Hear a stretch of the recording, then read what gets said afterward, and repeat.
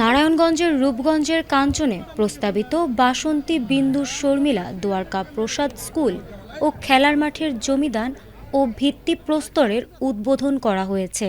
বৃহস্পতিবার বেলা ১১টায় রূপগঞ্জের কাঞ্চন পৌরসভার কালাদি খেলার মাঠে আয়োজিত অনুষ্ঠানে এ ভিত্তিপ্রস্তরের উদ্বোধন করেন নারায়ণগঞ্জ ১ রূপগঞ্জ আসনের সংসদ সদস্য মুস্তাফিজুর রহমান ভূঁইয়া দীপু।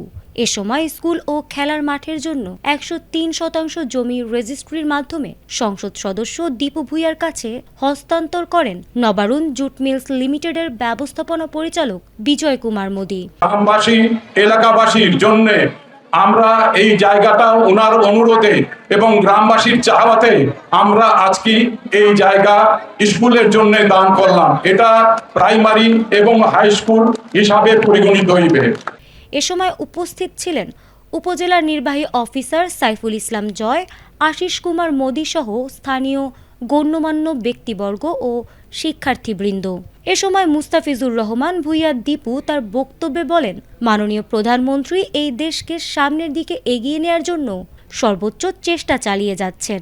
এবারের বাজেটের সর্বোচ্চ ব্যয় ধরা হয়েছে শিক্ষা খাতে, কারণ শিক্ষা জাতির মেরুদণ্ড।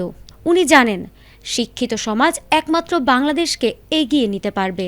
আজকে কাঞ্চনের একটা ঐতিহাসিক দিন আমি বলবো, কারণ কাঞ্চনের এইখানে এই জোনটাতে আপনার স্কুল নাই। এই এলাকার বাচ্চারা খুব কষ্ট করে রাস্তা পার করে এই কাঞ্চনের স্কুলে যেত। আমরা চেষ্টা করব এই স্কুলটি যত তাড়াতাড়ি সম্ভব এমপিভুক্ত করে এই স্কুলের মান যাতে বাংলাদেশের যে কোনো স্কুলের মতো একটি সম্মানের সাথে যাতে স্কুল থাকতে পারে, এরকম স্কুল একটি যতটুকু তাড়াতাড়ি সম্ভব ইনশাল্লাহ আমরা করার চেষ্টা করব। বিগত 17 বছরে শিক্ষার নামে বিভিন্ন তামাশা চলছিল। তামাশা কি? রান্নাঘরে কিভাবে করে রান্না করা লাগবে এইটা শিখাচ্ছে, কিন্তু পড়াশোনার নাম দিয়ে কোনো পড়াশোনা শিখাচ্ছিল না। কারণ ওরা চেষ্টা করেছিল শিক্ষার মান যদি নিচে নেমে যায় তাহলে এই বাংলাদেশকে ধ্বংস করা যাবে। ওরা এইভাবে করে শিক্ষার মানকে নামানোর জন্য ওরা চেষ্টা করেছে।